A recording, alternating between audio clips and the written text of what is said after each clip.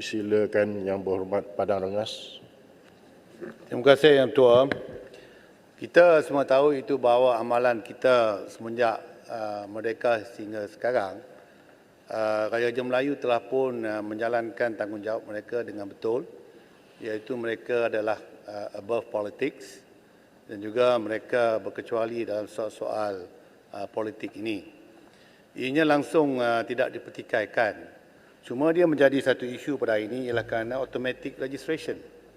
Bila automatic registration, mereka berdaftar sebagai warga negara, maka sudah tentulah nama mereka itu akan dimasukkan di dalam apa yang dikatakan pendaftaran pendaftaran pengundi.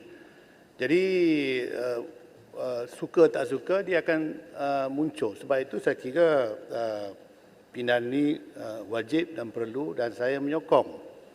Tapi dalam soal neutraliti ini, ada prinsip dalam undang-undang yang boleh kita ikut, iaitu selalu dalam mahkamah kita mengatakan justice must not only be done, but must be seen to be done.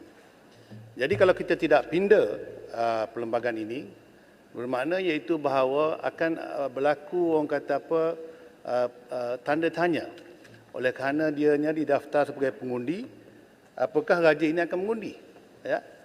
Kerana dia tidak boleh mengundi selama hari ini. Jadi kepada saya dalam soal neutraliti ini juga, neutrality must not only be done by the Raja-Raja Melayu, but must be seen to be done. Jadi dengan adanya pindahan ini, maka kita hapuskanlah apa juga syak wasangka yang mungkin ada kepada kita, iaitu bahawa raja-raja boleh mengundi, apakah mungkin dia mengundi. Tetapi dengan adanya pindahan ini sahlah, iaitu Raja-Raja Melayu dan waris-warisnya dan juga yang di-Pertua Negeri, mereka tidak akan mengundi. Saya nak berbalik kepada ucapan yang telah dibuat oleh Seremban sebentar tadi. Saya ucap terima kasihlah di atas penjelasan yang telah dibuat. Dan beliau telah mengatakan itu bahawa ini satu kemenangan demokrasi yang menunjukkan itu bahawa demokrasi Malaysia ini ada ketikanya menang usul, ada ketikanya kalah usul oleh kerajaan.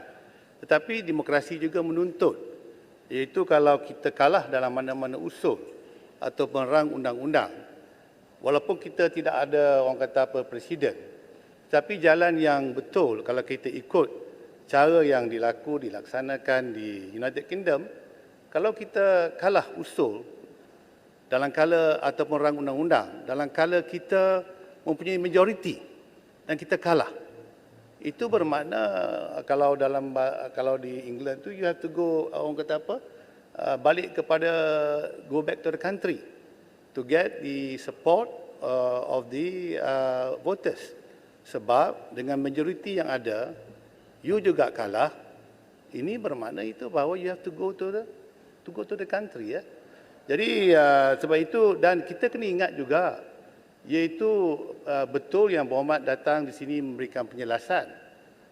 You are telling the truth sebab kita ada MOU. Dan dalam MOU itu jelas mengatakan bahawa boleh buat ini dan boleh buat itu.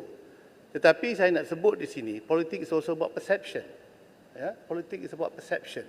Jadi persepsi rakyat, iaitu bahawa dengan majoriti yang ada, kita kalah.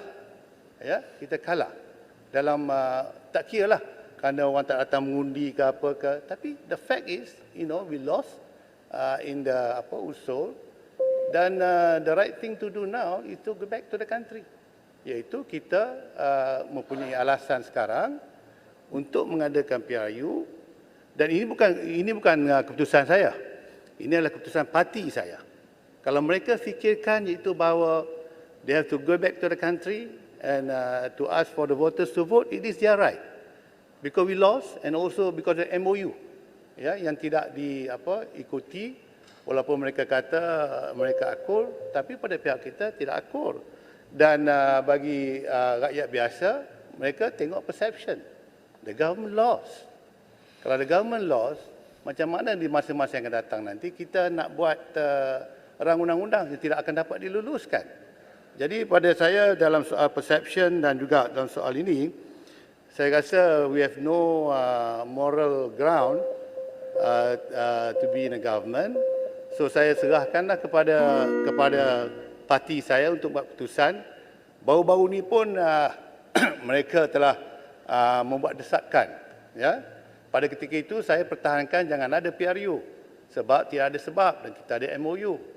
But today I've got no moral ground to stand here and say that kita tak perlu membubarkan parlimen. Tapi ini bukan keputusan saya lah. Itu terpulang kepada parti saya. Apa yang mereka nak buat, saya bukan pemimpin. Saya cuma akur dan pada hari ini saya rasa pada pandangan saya it's difficult for us to stand here today, to run the government because we have lost the moral ground and we have lost the usul. Itu saja. Saya menyokong undang-undang. Terima kasih Yang Berhormat Padang Rengas.